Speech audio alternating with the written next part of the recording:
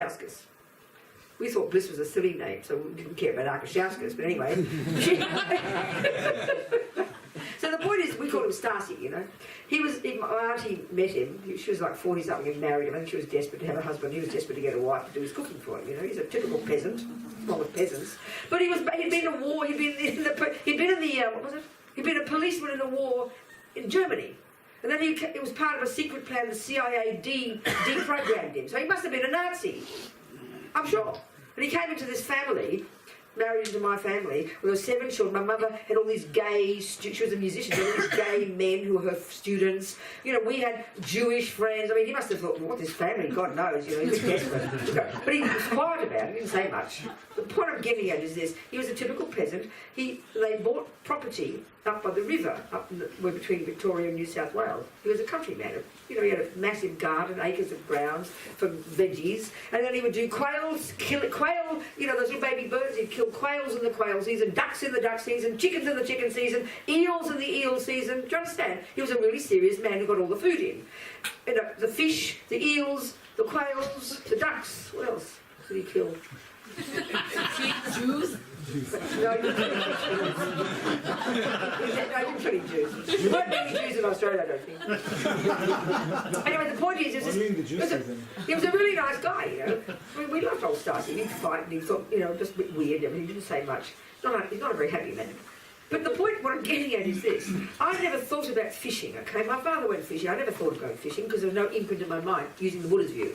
Never showed the slightest interest. And we'd go up to the river to swim in the summer, and I'd be lying there sunbaking, and he'd come back with a bag of fish and chuck them on the ground in 100 degrees heat, like 40 degrees hot. And then all these fish wriggling. I didn't know how fish died. I said, Stasi, they're not dead yet. He said, of course, that's how they die. I didn't know. I never thought of it. I was shocked. The poor fish die this agonising death, you know. Isn't it? Well, who thinks of fishing like that? It's just, oh, that's what people do. You go bond with your father over fishing, you know. It's not like bashing baby seals. We'd put him in prison if he did that. So it shows how we get used to things. Culture, certain cultures, fishing is not considered bad. Even now, in all the business of animals, there's still people going about fishing. It's, you know, it doesn't matter. So what I'm getting at is, anyway, that was my uncle. That's a separate piece. Anyway, sorry, but this is finished the Australians. They lived in the Eastern Europeans, or the white, blue-eyed ones. I mean it, I'm serious. Then they got really desperate, they let the Greeks and the Italians in, the brown-eyed, brown-faced ones. Then they degenerated and started in the 70s letting the Vietnamese in. That was downhill from there. Now it's multicultural. Do you understand? Even they there must be some Jews there by now. Anyway, whatever. Because we're all so ridiculous, aren't we? Anyway, my old Uncle Stasi, he's dead now, Stasi. Anyway, the fish, I thought about the fish, that's all. So we come into this life programmed, not with mummies and daddies' tendencies, because I think with respect to us, surely there must be lots of, you know, you can't work out why Hitler, if you look at the genes and the DNA and the mummy's behaviour. It's just not, it just doesn't work. To think that a Jew was mean to him at school. I mean, it's a bit extreme, wouldn't you think? I mean, it's a little bit far-fetched. Some Jew must have been mean to him at school. What did his mother do to him, you know? Because that's the best we can come up with.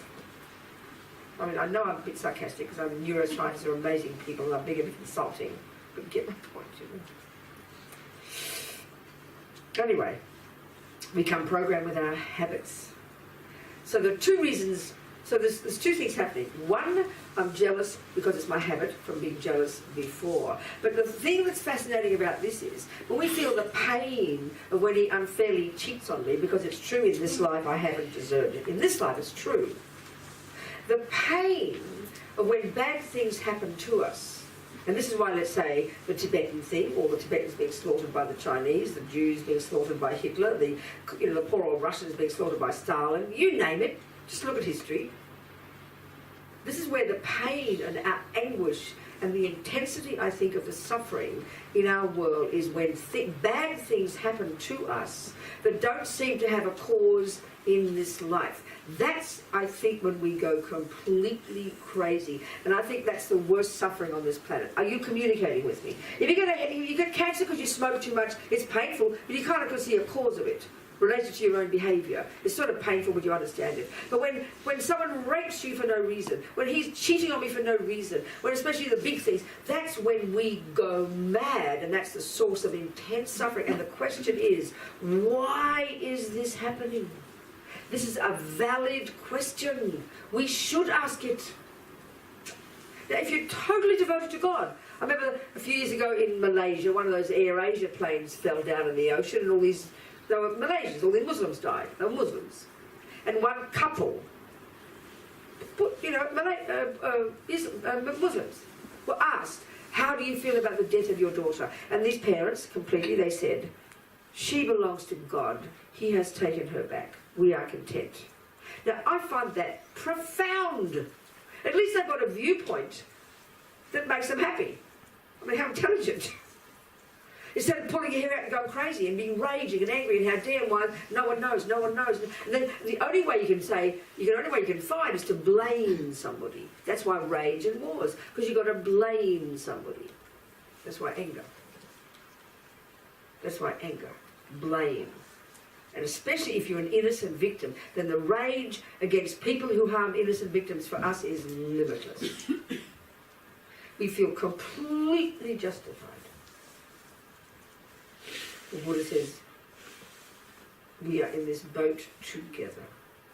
Billions of sentient beings, life after life after life after life, harming and helping. We just keep changing roles. That's the Buddha's view. So the point is this, in terms of Buddha's view then, two things. One, I'm jealous. Two, he cheats on me. Two separate events. One, I'm jealous. There could be a relationship, but indirect. So why am I jealous, Buddha? Well, honey, you must have been jealous before. But why does he cheat on me? That's the interesting question. Now, in the world, the first thing you do, whenever I read all my papers and things in my iPad, you read about some latest multi-murderer, the first thing everyone does, the FBI, the police, and this, everybody looks into trying to find the reasons. That's what people do. And the reasons are always external. Now, you can look for the reasons why he cheats on me, because he cheated on this person, cheated on that person, his mummy cheated on him, that's why he cheated. That explains why David cheats. That's fine for him. It doesn't explain why he cheats on me. So it's never a satisfying answer. Do you hear my point? It doesn't answer the question. It answers why he cheats. But not why me. That's our question. Why me? It's a valid question. And then when we don't have an answer, that's when we go mad. This is the suffering of our planet, of humans. This is the pain and suffering. So at least if you're a Christian or a Jew or a Muslim, you have faith in God, at least you can say, God's got a plan and I trust it. At least you can relax. God, that's fantastic. But philosophical materialism hasn't got an answer yet. We're looking for the answers very strongly. Science. Meanwhile, we'll all go crazy. Kill each other and kill ourselves. Because we can't answer the question, why me? And it's our question. And it's a powerfully valid question. Well, Buddha happens to say, because of habit, I caused it. I must have cheated on him. Because, he says karma is very personal. This is the shocking part. If it is a natural law, here's the point. If it is a natural law, it's coherent and consistent. There can never be exceptions. That's an insanity. God's law is a law. We all know that he knows it. So we accept that he's got a plan. That's profound. This is, there is a law and we can learn it because we did it. We don't need to have God to do it to us. We did it to ourselves. So it's learnable. It's foundable. It's knowable. If it's a natural law, it's knowable. This is what Buddha's saying. I know it's unusual.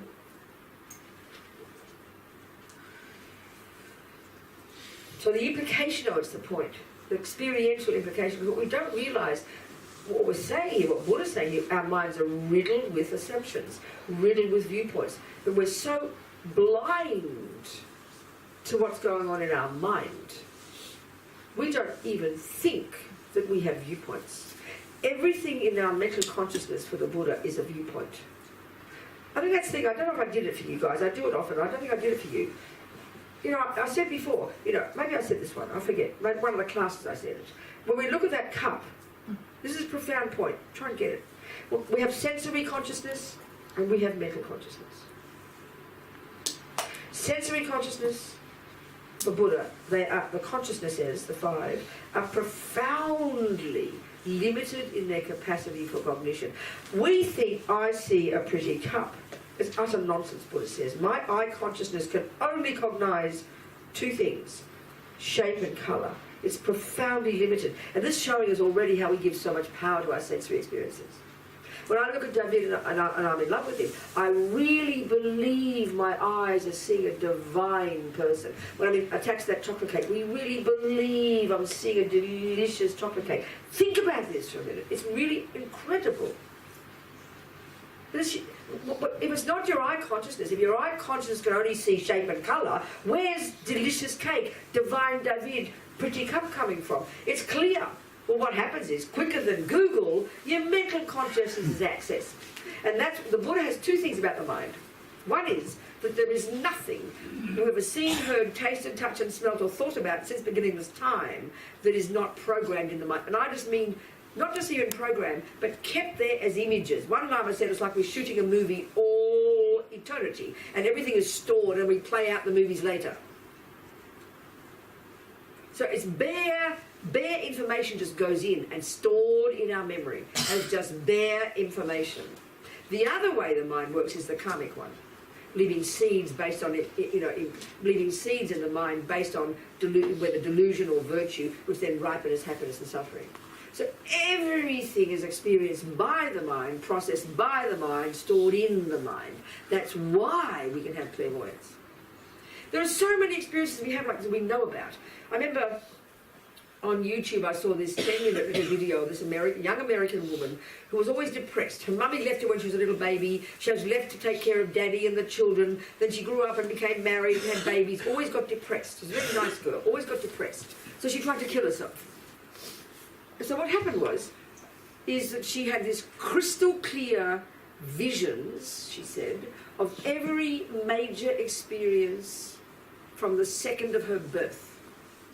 People talk about how you have, everything, all your past life comes in front of you. That's because everything you've ever had is stored there. We've forgotten 99.99% of it. It's all stored. Yes, the brain, maybe we're not discussing, but in the consciousness. And then when you go to your subtle mind, which is what happened when she tried to kill herself, she went to her subtle consciousness, beyond the gross, then that's the mind that has the capability. That's why when people dream, which is your subtle consciousness, why people have, clairvoyant experiences, see the future, see the past. That's why. That level of mind has that capacity. And then when we really advance, we access that in meditation so we can have clairvoyance. That's a no-brainer, nothing special in this tradition, including right back to the Indians who discovered, who created, who accessed that part of their mind. Clairvoyance is exactly the fundamental, natural quality of all minds. And as you progress spiritually, get better concentration, get to more subtle level, get rid of all the delusions, your clairvoyance expands and expands and expands until eventually you're a Buddha, and everything that exists is cognizable by your mind, because your mind can, without delusions, is completely unhindered. It can cognize that which exists. This is the nature of mind for the Buddha.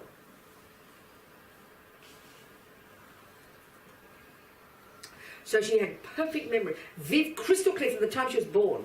But the extra piece that blew my mind, which is like a bonus piece, she said every single experience, she experienced it from the point of view of the other person. That's total empathy. That's like bodhicitta. That's exactly how bodhisattvas are. They experience everything from the point of view of the other, because there's no longer a neurotic eye. That's astonishing. That blew my mind, that experience. Absolutely blew my mind. But one of the memory is the point, Everything from the second of her birth, she was all stored there, and she was able to access. That's what Buddha says. Again, it's another aspect about the mind. Nothing's gone astray. Nothing goes astray.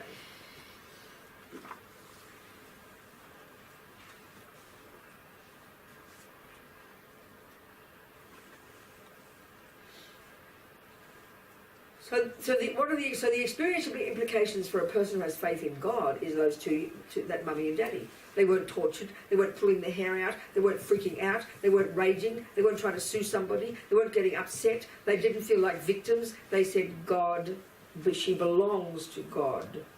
He has taken her back. Now, I know many people, and maybe many Jews after the Holocaust, become cynical about that. God's plan, give me a break, I mean, many people can. when bad things happen. Many people I know can give up on God because we think, God, we love God when everything goes fine. When things go bad, we don't like God. Excuse me, we've got to blame somebody.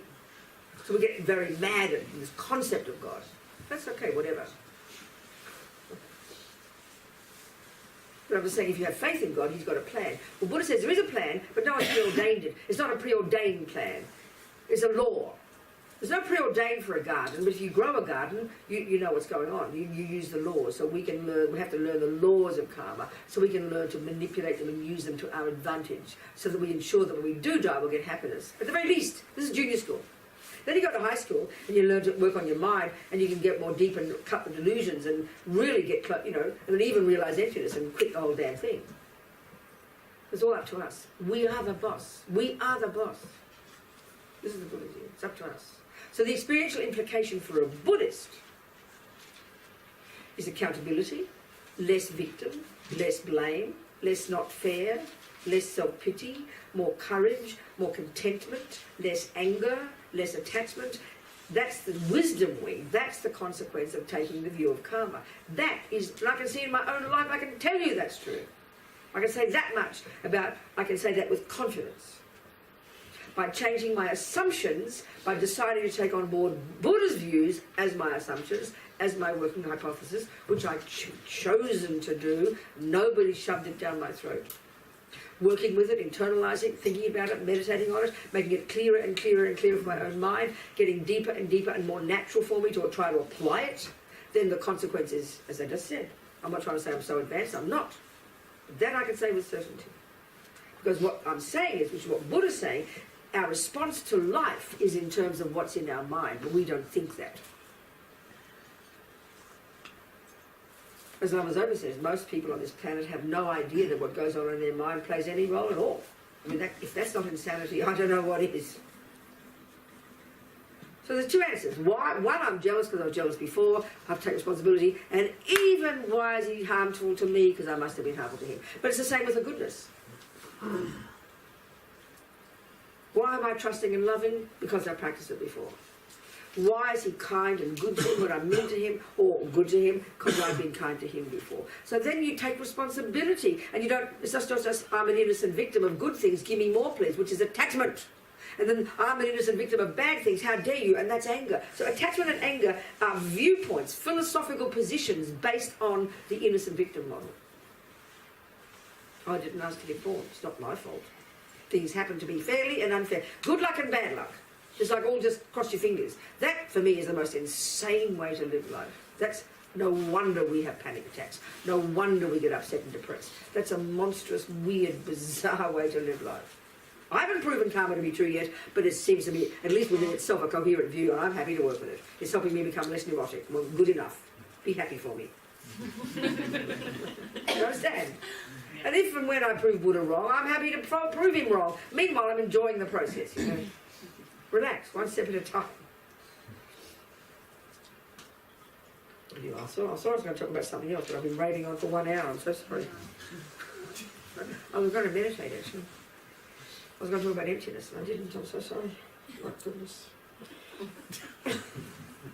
So, okay, today we've been giving a summary of the first lot, which is helping us go towards emptiness, a summary of the second lot about the mind, so karma and the mind. They lead us to the when we start to talk about emptiness. And the way we talked about it, as I mentioned last night, there are these two main approaches for Tsongkhapa, two main approaches. You go through, which we've just done today. First, listen to the theory, think about it, and then it becomes an experience. The other one we talked about last night is the second approach, which is you go straight to the meditation.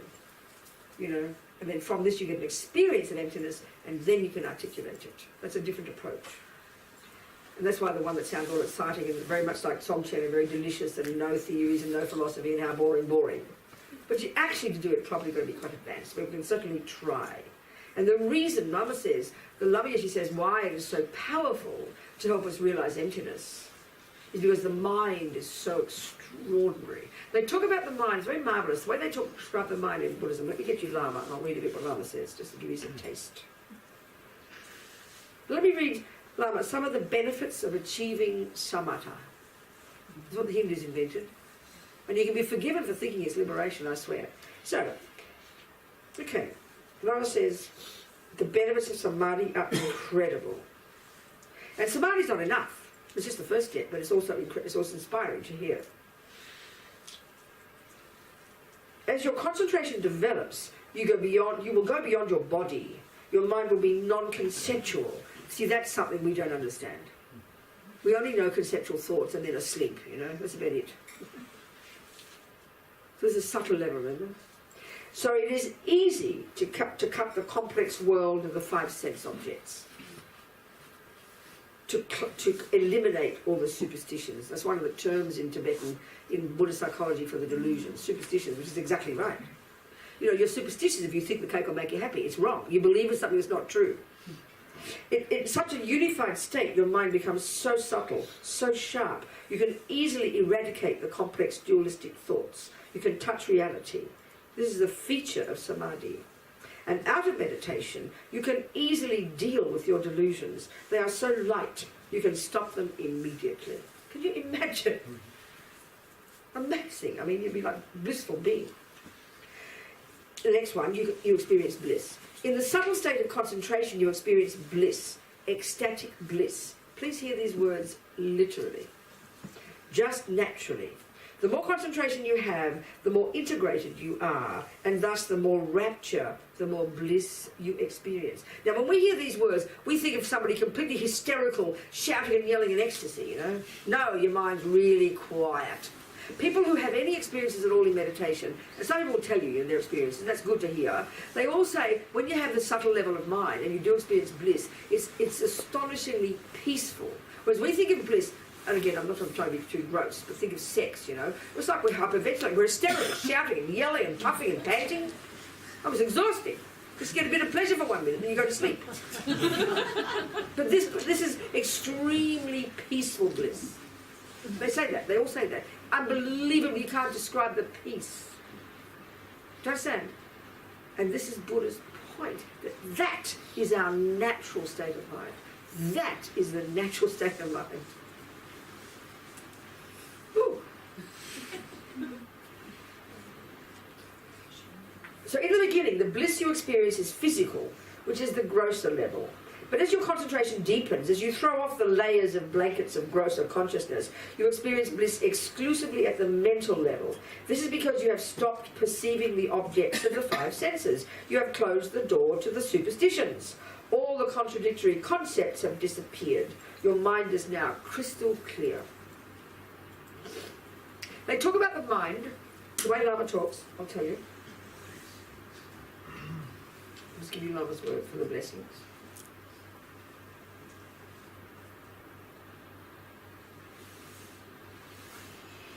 Okay, I'll say more about this in a minute.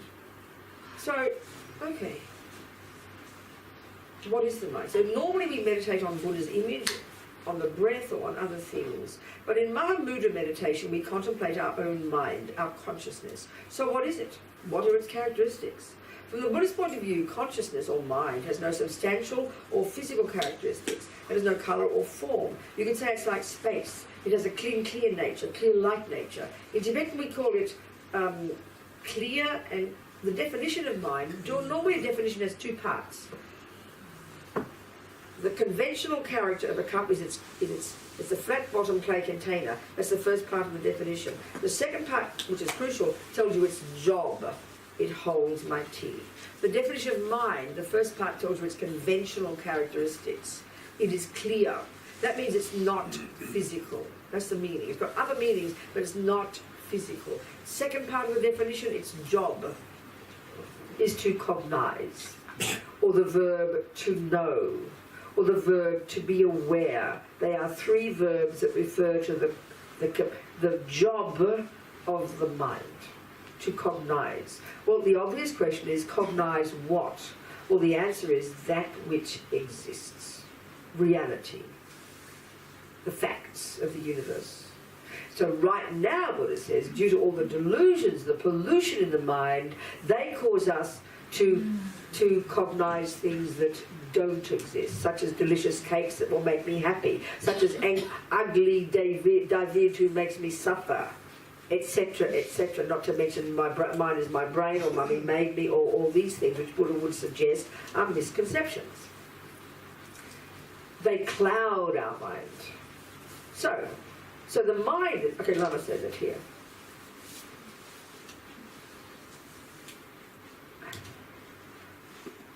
Exactly as Panchen Lama says in the text, the original text, consciousness is that which is clear and knowing. It's clear, not physical, and can cognize. This clarity is its conventional relative nature. Consciousness perceives reality like a mirror does. And this is what we don't think about at all. Think about it, it's not how we think. It reflects. It reflects. So as Lama Zopa says, the world out there appears back to us, is reflected in our mind according to what's in your mind. So if my mind's full of anger, everything looks ugly and crooked. If my mind's full of love, everything appears very, very differently. I'm not saying you suddenly don't see a war, you see it, but your mind perceives things profoundly differently. You know? Consciousness perceives reality like a mirror. However, if a mirror is not clear, if it's dirty, dusty, it can't reflect accurately, can it? And an unclear mind cannot reflect accurately either. So, yet even our dualistic concepts, our negative emotions, such as desire and anger, possess this clarity. That is why they too, they can, to some extent, perceive their projections. Why they have the ability to reflect their own object, the desire object, the hatred object. A good example is water when it's boiling. It's turbulent, but still it possesses the same clear nature as water when it's still. It's the same with our dualistic concepts. They too are essentially clear in their nature. That's why when you do the Mahamudra, just simply, first part, concentrating on the clarity of your mind, and I didn't do any more today, and I didn't mean to, we might finish with 5 minutes. Then even if your mind's turbulent, if you're raging, relax, it doesn't matter. But if you have a fanatic obsession to get rid of bad thoughts, then you'll feel disappointed. But don't. You want to become familiar with your mind. Well, your anger's your mind, honey. Be happy is coming. Here comes anger. Hi, anger. Come on, be brave, please. The ultimate nature of our mind. As we discussed before, delusions can be totally eradicated. Maitreya uses, one of the Buddha Maitreya, uses the example of tarnished gold. The tarnish is not in the character of the gold, so it can be removed. It's the same with the mind. Negativities are there, but because they are not in the nature of the mind, they can be removed. And that's when we understand if they're all conceptually based, then you can remove wrong conceptions from the mind by cognizing right reality, how things exist. And this reality, it gets nervous, if you say the truth, it sounds a bit like religion, kind of whose truth? God's truth, your truth, my truth. No, reality. Buddha says it is how things are. Reality, thusness. It is how things are. He did not make it up. He says it is how things are already. Everything is empty already. Whereas this is blind as bats, we can't see it, that's all. Here I'm talking relatively, but ultimately then there's no discussion about whether the mind is pure or not. It is absolutely pure. The mind has no trace of ego nature. Its nature is clear light, non-duality, non-self-existence. In other words, the essential nature of our mind, of thought, of consciousness is purity. I'm not saying you're enlightened already. Abraham suggested we are. I'm not saying that. This purity is our Buddha potential. This fundamental clear light nature is of our mind exists always within us. It's a matter of recognizing it.